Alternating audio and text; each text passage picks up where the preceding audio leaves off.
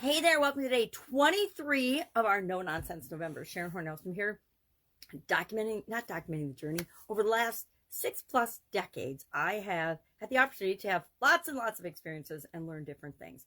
So in the month of November, last year, the month of November, I called it No Nonsense November. And every day I shared a tool or something that I'd learned throughout my life and my career, which was, 60 years back then, a little over now, that has really benefited me in making some area or aspect of my life better, easier, faster, more efficient, more effective, more fun, more engaging, more adventurous, more something, but a tool that I use. So this year I decided, instead of sharing a tool, since I've done that, and after that I added, it might have been before that I added tools to the free 30-day Get Up and Go challenge.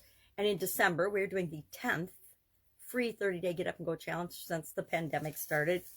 And in that challenge, every day I share a tool. So we go through at least 30 tools during that challenge, usually more, but 30 for sure, or 31 for sure, because it's a 31-day challenge, that you can use and apply in different areas and aspects of your life to make it easier, to make things faster, to make things less painful for you or more efficient, and to get you better results. The whole reason we apply tools and use tools is to get the result we want faster. We use a hammer to hammer a nail versus our shoe, because we know the hammer will nail the thing together or put the nail in the board or in the wall faster. We use a drill to drill a hole because we want the hole to usually fasten something to. So beliefs is what we're going to talk about today. And our beliefs are, what are our beliefs? Have you ever really thought about what are my beliefs? Have you ever thought about and asked yourself, well, what do I believe in this area? We can tell what we believe by the actions we'll take, the things we'll do, the thoughts we have. And really, beliefs are just thoughts that we think a lot repeatedly, or something that gets attached to us because we have a traumatic or a strong emotional event. It doesn't have to be a bad trauma, it can be good trauma, but it's usually a very strong emotional thing happens, and anything that's happening or existing around us at that time can get linked up to that strong emotion and that thought, and that can turn into a belief. So if when you're a little kid, somebody tells you you are stupid, of course you're not stupid, but if somebody, an adult, a teacher, somebody you look up to or respect, or even your siblings or your parents tell you that you're stupid, instead of saying, okay, that was a silly thing to do, or that was a stupid thing to do, they're like, oh, you're stupid.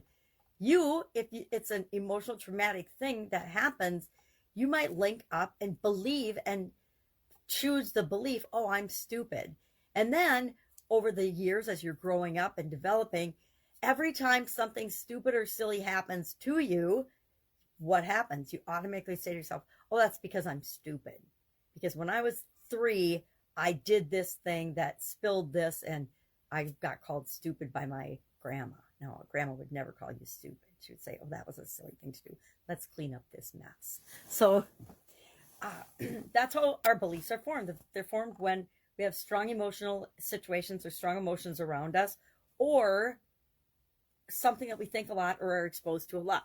So if somebody tells us we are smart and wonderful and creative all the time when we're kids or as adults, because once we've replaced the stupid programming, we'll start to believe that. And what we believe about everything is everything. We talked about that yesterday.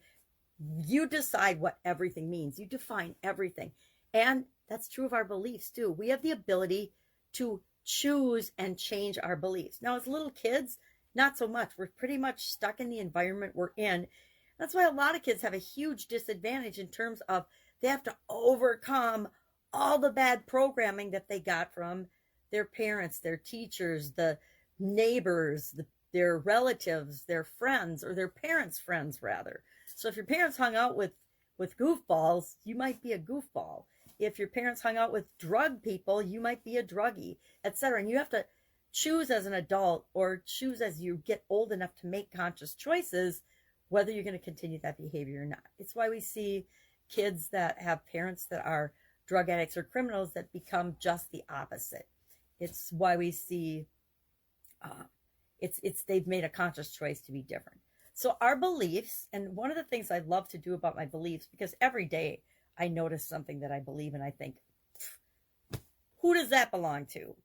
Because the vast majority of our beliefs are formed in early childhood before we're actually consciously thinking and choosing and making decisions for ourselves. They're based on what we're exposed to. So if you're exposed to love and a wonderful environment, chances are you are more loving and you're more open to the possibilities for you, and you have less negative self-talk. Now, that's not necessarily always true. It's each of our journey to figure out what we believe and then what we choose and want to continue to believe. The trick is, and what's really interesting is, once you actually consciously grasp that you have the ability to change and choose your beliefs, it exponentially increases your personal power and your ability to affect change in your life.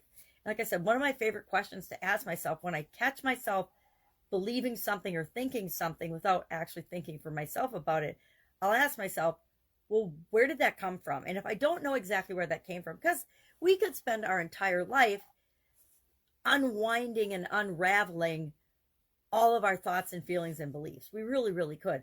Or we can ask ourselves, we can ask ourselves, who does that belong to? Where did it come from? If we don't get an answer right away, we can say, okay, well, is that true for me? And do I still believe that? Do I believe that right now?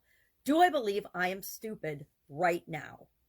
Do I believe everything I do and say is stupid? Or whatever, you want to plug in, whatever adjective you want to plug in there. Do I believe I am,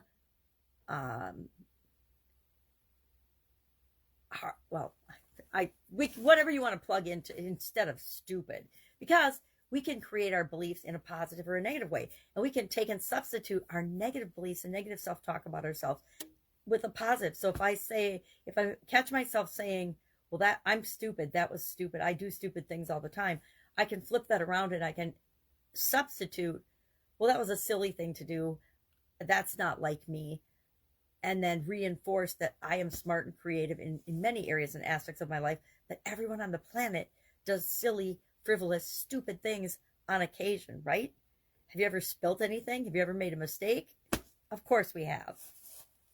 So curious today, challenge you to think about your beliefs today, or just as you go about your day, notice what you think and you believe, and think about, what do you think and believe about yourself? What do you think and believe about other people and humanity? What do you think about the world? What do you think about, the universe and existence? What do you think about life? Global beliefs are those big beliefs and those things we have. Life is good. Life is bad. Life is out to get me. The universe supports me no matter what I do. The world's out to get me. Why does this always happen to me? Is a global belief. Why? Because it affects everything you do, be, say, and have, because it's a negative assumption, or unless you say, why do awesome things always happen to me? Why do terrific things always happen to me? I'm so lucky, great things happen to me all the time. So it's a lot about understanding that we have the ability to change our beliefs whenever we notice them and choose to. It's not a super easy thing. We don't just say, oh, I'm not going to believe that anymore, and unless it's again an emotionally strong event that we can change a belief just like that. But otherwise, it's going to take some practice. So cut yourself some slack. I have beliefs about judgment that are very different than I had before I had my sudden cardiac arrest. I catch myself being judgy and doing and saying judgy things. I did it this morning, and I'm like, it's not for me to decide how other people live. It's for me to decide how I live. And so I'll catch myself being a little bit judgmental, and I'll be like, I don't want to be that way. So I remind myself that it's up to everyone to create their own life, including me. And so who am I to judge? And that's my new question when I catch myself being judgy is, well, who am I to judge that? It's not my business. It's not my opinion. It doesn't really matter. And I got enough stuff of my own to deal with and worry about. I don't need to worry about other people's stuff. All right, that is our No Nonsense November for today. Beliefs. Think about your beliefs. Notice your beliefs. Decide if you still believe them. Ask yourself, who do they belong to? And if they belong to you and you created them and you still want to have them, by all means, keep those beliefs. But if you heard it on the evening news and you decided to believe it, you might want to question that one. All right, have an awesome day. I'll be with you tomorrow.